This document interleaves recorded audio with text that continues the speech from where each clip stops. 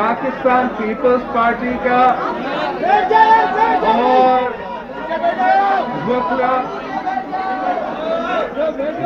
के बहुत तवील हिस्ट्री है। शहीद जुल्फ़िकार अली भुट्टो खुद बैरिस्टर था, लॉयर था, इस बार का मेंबर था और पाकिस्तान पीपल्स पार्टी ने जो भी जदोजहद की है इस मुल्क में आइन के लिए, जमहूरियत के लिए, इंसानी हुकूक के लिए, वो हमने वकला के साथ मिलके मूवमेंट्स चलाए हैं। चाहे वो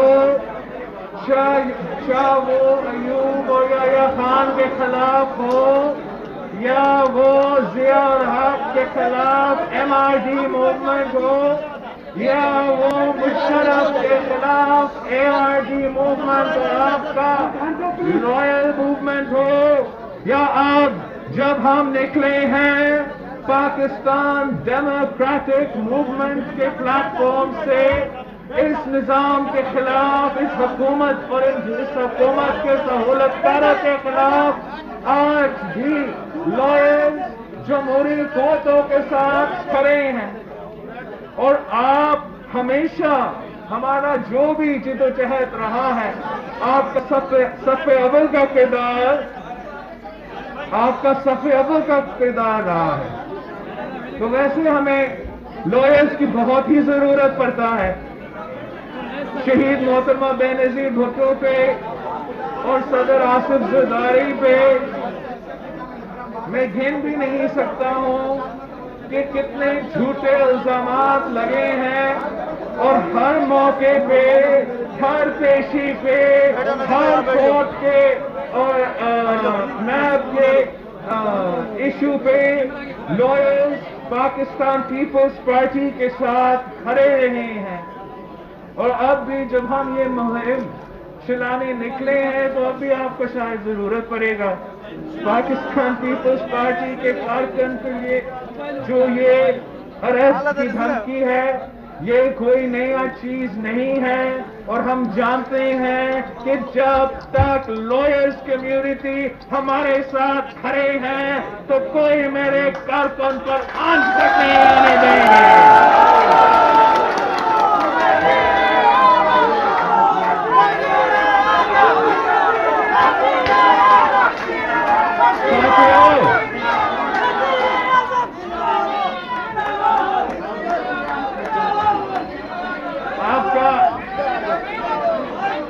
आपका भी मैं कह रहा था, आपका जरूरत है हमें आप अपना तहफ़्फ़ुज़ करें। अभी तक कोरोना है, कोई भी अपना मास्क नहीं पहन रहा। मैं आप सबको कह रहा हूं हम मास्क भी पहने। थोड़ा अगर आप आगे में बैठेंगे तो हमारा मीडिया के दोस्तों भी देख सकेंगे।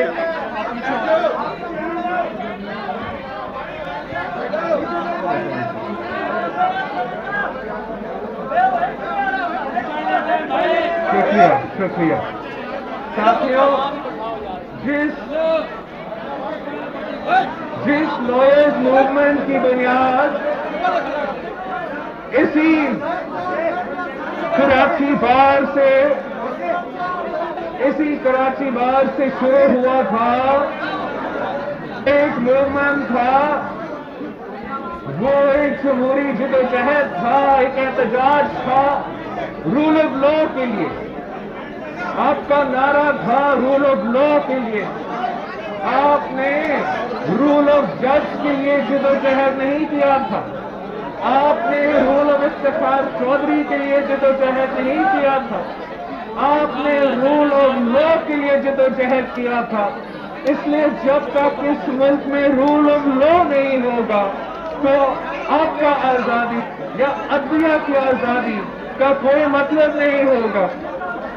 और हम सब ने आप हकीकी रूल ऑफ लॉ के लिए और हकीकी जमहूरियत के लिए जिदोजहद करना है। हमें अपने आईनी हुकूक का तहफ़्फ़ुज़ करना पड़ेगा। जो ये गैर जमहूरी कोर्टें हैं वो آپ کے ہر حق پہ ڈاکہ ڈال رہے ہیں. انہوں نے آپ کا جو فریڈم آف اسپیچ ہے، بولنے کا آزادی ہے،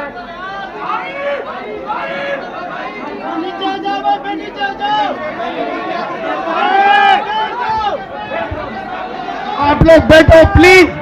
اچھا بٹھاؤ ان لوگوں کو، آرگنائزنگ کمیٹی بٹھاؤ ان کو. بیٹھ جائے قریشی صاحب، بیٹھے آپ لوگ، بیٹھے نیچے. تقریر سننے دیں سر، بات سنیں.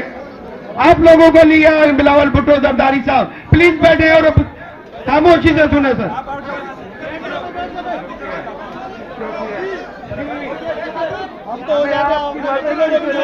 آپ کی ساتھ کی ضرورت ہے تاکہ ہم اپنا میڈیا کا آزادی، بولنے کا آزادی، فریڈم آف اسپیچ کو بھی واپس لے آ سکتے ہیں، تاکہ ہم آئین کا اور قانون کا بالادستی کو واپس لے آ سکتے ہیں، تاکہ ہم آپ کی جمہوری حقوق کا، آپ کا ووٹنگ کا حق کا، آپ کا پارلیمان کی آزادی کو واپس لے آ سکتے ہیں.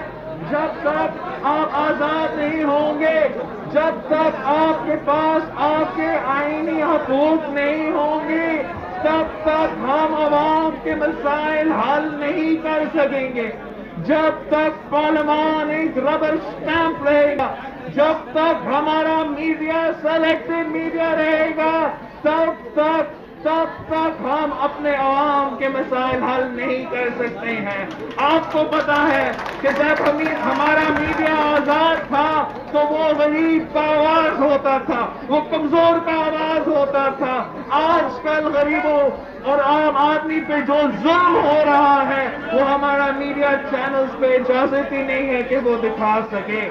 ہم تاریخی مہنگائی کا مقابلہ کر رہے ہیں، مگر ہمارا میڈیا ہمیں بتاتا ہے کہ ہمارا معیشت صحیح سمت پہ چل رہی ہے. جب تک ہمارا میڈیا کا آزادی نہیں ہوگا، جب تک ہمارا پارلیمان آزاد نہیں ہوگا، اگر میں آپ کا بات پارلیمان میں نہیں اٹھا سکتا، اگر لیڈر آف اپوزیشن کو بولنے کا آزادی پارلیمان میں نہیں ہوگا تو کہاں ہوگا؟ اگر ہم پارلیمان میں آپ کے مسائل نہیں اٹھا سکتے ہیں، پھر ہم مجبور ہو چکے ہیں کہ ہم آپ کے مسائل سڑکوں پہ اٹھائیں گے. ہم انشاءاللہ تعالی گجرانوالہ سے پی ڈی ایم کا پہلا جلسہ 16 تاریخ پہ ہوگا، اور پھر ہمارے ہاں 18 اکتوبر کو ثانیہ کارساز کی یاد میں، جہاں پاکستان پیپلز پارٹی کے 200 کارکن نے شہادت قبول کی اسی جمہوریت کے لیے، ہم ثانیہ کارساز کی یاد میں پی ڈی ایم کے پلیٹ فارم سے 18 اکتوبر پہ مزار قائد پر تاریخی جلسہ کریں گے. ہم لائرز کمیونٹی سے، کراچی بار سے، پاکستان کے آئین اور قانون کے تحفظ کرنے والے سے اپیل کرتے ہیں کہ آپ نے ہمارے ساتھ ملک بھر میں دینا ہے. اگر آپ ہمارے ساتھ دیں گے کراچی سے گلگت بلتستان تک، تو میں آپ کو یقین دلاتا ہوں کہ یہ سلیکٹڈ حکومت کا دن ختم ہو چکے ہیں، اور عوامی حکومت ہم مل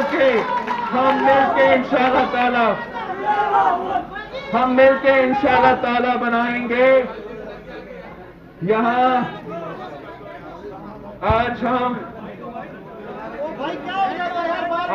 لائرز کلب کا افتتاح کر رہے ہیں، اور میں بہت آپ سب کا شکر گزار ہوں کہ آپ نے شہید ذوالفقار علی بھٹو کا نام اس لائرز کلب کا رکھا ہے، اور ساتھ ساتھ بہت ہی مطالبات کیے ہیں، جس سے شاید یہ چیک تو بہت ہی مہنگا پڑے گا، مگر میں آپ کو یہ یقین دلاتا ہوں کہ جو بھی آپ کی مطالبات ہیں وہ ہم پورا کرنا چاہتے ہیں، مگر اس میں ایک شرط ہے، ایک کنڈیشن ہے کہ آپ نے ہمارے ساتھ دینا ہے. ہمارا اس جدوجہد میں اسپیسیفک ایک ہمارا مطالبات ہے ہمارا جو صوبہ کا حق ہے، جو ان کا فائنینشل شیئر ہے، وہ نہ این ایف سی کی طرف سے دیا جاتا ہے، نہ ان کا فیڈرل ٹرانسفرز پہ دیا جاتا ہے، نہ جو ہمارا پیسہ، چاہے وہ ملیر کا پیسہ سپریم کورٹ میں پڑا ہوا ہو یا اس صوبے کا پیسہ کسی ہائی کورٹ میں پڑا ہوا ہو، وہ اس صوبے کے عوام کا پیسہ ہے۔ آپ ہمیں مدد کریں تاکہ ہم اپنا صوبہ کو، اپنے عوام کو ان کا حق دلا سکیں، اور پھر میں آپ سے وعدہ کرتا ہوں کہ جو بھی آپ کا مطالبات ہوں گے ہم ان کو بھی پورا کر سکیں گے اور اپنے عوام کے مطالبات کو بھی پورا کر سکیں گے۔ آخر میں نے جو بات کرنا ہے وہ ہے اپنے سیاسی قیدیوں پہ، اس لیے یہاں میں قانون کے پاسداری کرنے والے لوگوں کے ساتھ ہوں، انسانی حقوق کا تحفظ کرنے والے کے ساتھ ہوں، اور میں جانتا ہوں کہ آپ یہ ناانصاف نہیں برداشت کریں گے کہ ہمارا خورشید شاہ صاحب آج بھی جیل میں ہے، کہ ہمارا قائد حزب اختلاف میاں شہباز شریف صاحب کو گرفتار کیا ہے، کہ ہمارے سیاسی ویپس کو تنگ کیا جا رہا ہے، اور ہمیں امید ہے کہ آپ ہمارے ساتھ نہ صرف ان کیسز میں دیں گے لیکن آپ اپنا آزاد عدلیہ کو سمجھائیں گے کہ آپ کا کام انسانی حقوق کا تحفظ کرنے کا کام ہے، جمہوریت کا تحفظ کرنے کا کام ہے، سیاسی قیدیوں کو رہا کرنے والے کا کام ہے، نہ کہ سیاستدانوں کو بند کرنا، جو کہ افسوس کے ساتھ ہمارے اداروں کے تاریخ ہے۔ میں آپ سے نہ ہمارے بڑے بڑے قائدین کے بعد، جو کہ آپ سب کو پتا ہے، وہ تو شیئر نہیں کرنا چاہ رہا ہوں، مگر گلگت بلتستان کا ایک میرا جو پی ایس ایف کا نوجوان ہے اس کا کہانی سنانا چاہ رہا ہوں۔ 2005 میں پاکستان پیپلز پارٹی کا پی ایس ایف کا کارکن ممتاز علی خان کو گلگت بلتستان میں گرفتار کیا گیا۔ یہ ہے 2005، جب نہ کہ کوئی ملٹری کوڈ تھا، نہ ہم نے وہ ملٹری کوڈ کے امینڈمنٹس پاس کیے، مگر ایک جرم یا سپوزڈ جرم جو 2005 میں کیا گیا، اس نوجوان کو، اس اسٹوڈنٹ کو 2015 میں 2015 میں ملٹری کوڈ کے تھرو سزا دلوایا گیا۔ اگر اس طریقے سے ہم اپنے سیاسی کارکن کے مستقبل تباہ کر دیں گے تو پھر آپ کے سامنے ویسے سیاسی کارکن سامنے آئیں گے جو آج کل اقتدار میں ہیں، ویسے لوگ سامنے آئیں گے۔ آپ نے دیکھا کہ ہمارا وزیر اعظم کل سو کال لائر سے خطاب کر رہا تھا، اور کسی نے اس کو کریکٹ ہی نہیں کیا، کسی نے وزیر اعظم کو نہیں سمجھایا کہ وہ جو بات کر رہے ہیں وہ نہ جمہوریت میں ہوتا ہے، نہ وہاں جہاں انسانی حقوق اور قانون کا تحفظ ہوتا ہے۔ اور وزیر اعظم کا کیا جواب ہوتا ہے؟ ہم کہتے ہیں تو سلیکٹڈ ہو، یہ ہائیبریڈ نظام ہے، آپ نے ہمارا جمہوریت، ہمارا انسانی حقوق سب کچھ پہ ڈاکہ ڈالا ہے، اور خان کہتا ہے کہ وہ جمہوریت ہے، آئی ایم ڈیموکریسی۔ میں سمجھتا ہوں کہ اس ملک میں ہمیں ہمارا پورا کا پورا تاریخ میں اتنا نالائق، نااہل وزیر اعظم کبھی ہمارا تاریخ میں نہیں ملا ہے، جو آج ہم بھگت رہے ہیں، جس کے نتیجے میں ہمارے عوام تاریخی مسائل کا مقابلہ کر رہے ہیں، لیکن انشاءاللہ تعالی وہ دن دور نہیں ہے جہاں ہم اس नालायक नाअहल सिलेक्टिव वजीर आजम को घर भेज देंगे, आपको आपके हुकूक दिलवाएंगे और आपके मसाइल हल करेंगे। आप सबका बहुत बहुत मेहरबानी। खत्म हो गया बस। तो रश हो जाएगा। अरे कुछ नहीं होगा, जलसा थोड़ी है, कुछ नहीं होता। पैक करो इसको। कैसे करो?